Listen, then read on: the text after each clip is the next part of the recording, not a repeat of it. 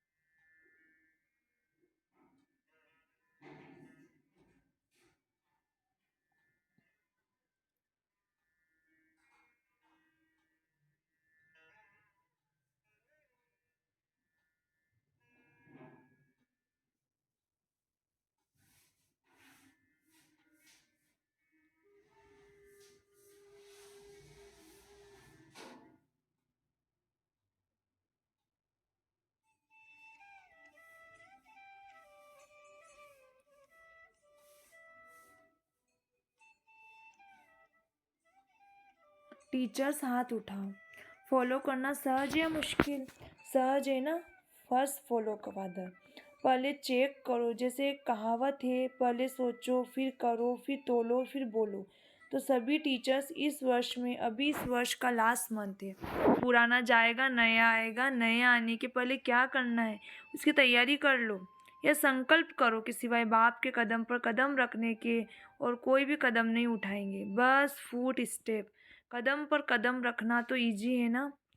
तो नए वर्ष के लिए अभी से संकल्प में प्लान बनाओ। जैसे ब्रह्मा बाप सदा निमित्त तो निर्माण रहे, ऐसे निमित्त भाव निर्माण भाव। सिर्फ निमित्त भाव नहीं, निमित्त भाव के साथ निर्माण भाव दोनों आवश्यक है, क्योंकि टीचर्स तो निमित्त है ना।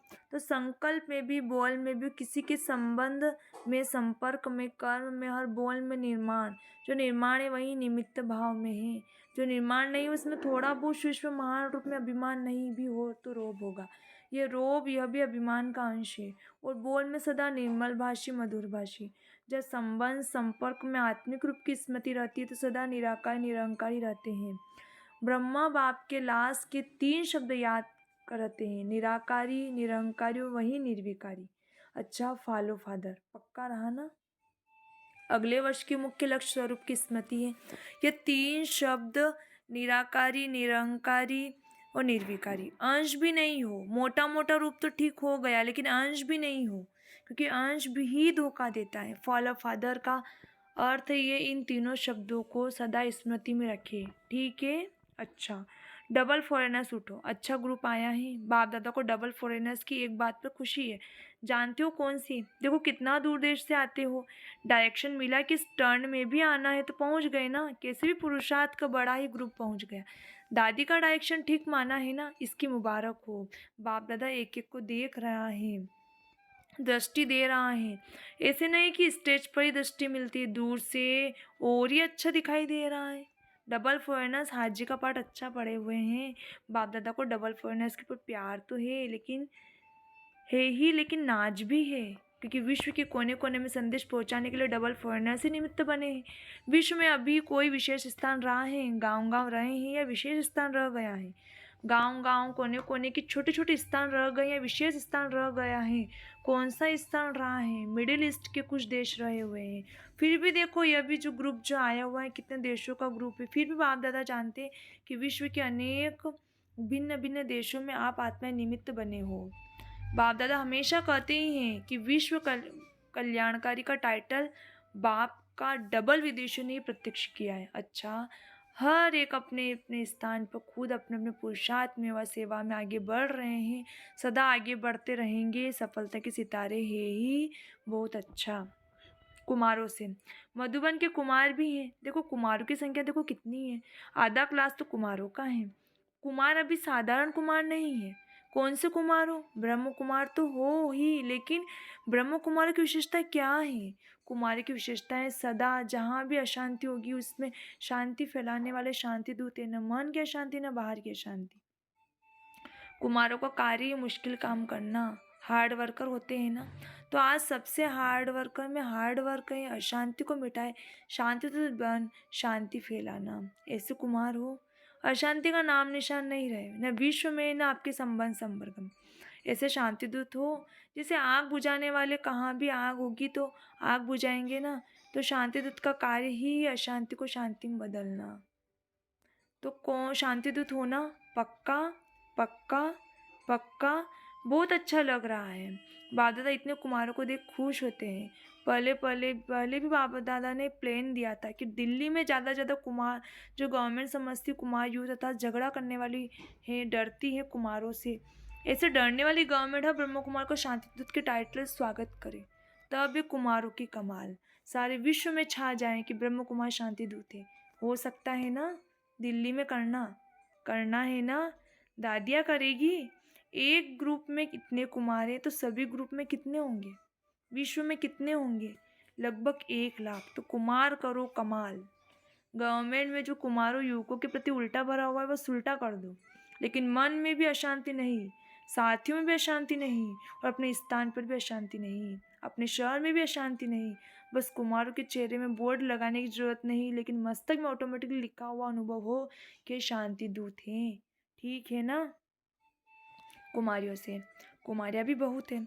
इन सब कुमारियों का लक्ष्य क्या है? नौकरी करनी है, विश्व सेवा करनी। ताज सिर पर रखना है या टोकरी रखनी है? क्या रखना है? देखो सब कुमारियों को रहमदिल बनना है, विश्व की आत्माओं को कल्याण हो जाए।